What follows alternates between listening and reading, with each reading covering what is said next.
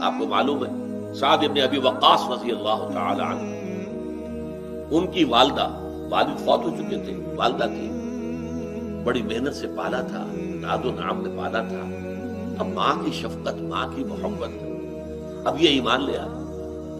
اور ماں نے قسم کھا لی کہ جب تک سعد اپنے باپ کے دین میں واپس نہیں آئے گا میں نے کھاؤں گی نہ پیوں گی، بھوک ہڑتال، مرن برت رکھ لیا۔ اب کیا بیت رہی ہوگی حضرت سعد کے دل پر؟ تو یہ جو ایک پرابلم تھا پریکٹیکل، ایک حق اللہ کا ہے، اس کے دین کا تقاضا ہے،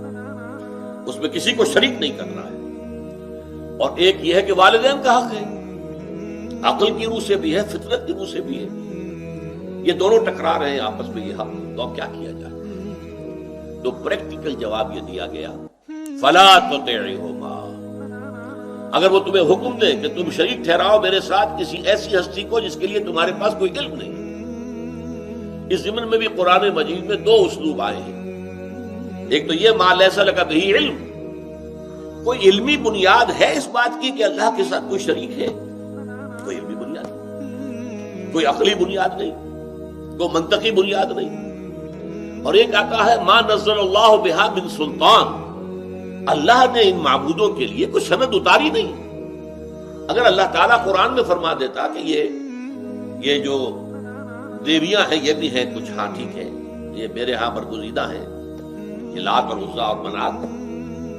لہذا ہم مجھے یقیناً اللہ کا حکم ہوتا قرآن میں تو ہم کچھ نہ کچھ دنڈوت کرتے ان کی، کچھ نہ کچھ جو ہے چڑھاوے چڑھاتے، اگر اللہ نے کہا ہوتا۔ جیسے کہ آپ دیکھیں گے جو سلسلہ حوامیم ہے آخر میں آتا ہے 25ویں پارے میں اور 24ویں پارے میں، تو اس میں فرمایا گیا اے نبی کہہ دیجئے ان کان للرحمن ولد فانا اول العابدین، اگر واقعتاً رحمان کا کوئی بیٹا ہوتا تو سب سے پہلے میں اس کی بندگی کرتا، اگر ہوتا، نہیں ہے، کوئی سند نہیں ہے، ہاتھوں برہانکم، لاؤ نہ کوئی اپنے پاس کتاب، کوئی ہے تمہارے پاس کتاب جس میں لکھا ہوا ہو؟ تو ایک انداز یہ ہے کہ ما نزل اللہ بہا من سلطان، اس کے لیے اللہ نے کوئی سند نہیں اتاری۔ ایک یہ ما لیس لک بہ علم، تمہاری عقل میں، فطرت میں، منطق میں کوئی علمی بنیاد نہیں۔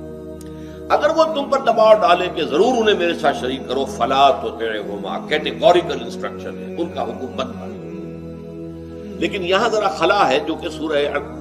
لقمان میں جو ہے اس کو پر کیا گیا، پھر کیا کریں؟ آیا بالکل قطع تعلق کر لے ماں باپ کے ساتھ؟ نہیں، فرمایا نہیں، وہاں فرمایا فلا تطعهما وصاحبهما فی الدنیا معروفا، پھر بھی ان کے ساتھ دنیا میں بھلے طریقے کے ساتھ گزارا کرو، آخر والدین تو ہیں، اگر وہ اب غریب ہو گئے ہیں، بڑھاپے کو پہنچ گئے ہیں، اما یبلغن عندک الکبر احدهما او کلاهما فلا تقل لهما اف، چاہے وہ کافر ہے، مشرک ہے، کچھ بھی ہے، ایک بات میں تو ان کی کہنا نہیں ماننا، شرک نہیں کرنا ہے، توحید پر ڈٹے رہنا ہے،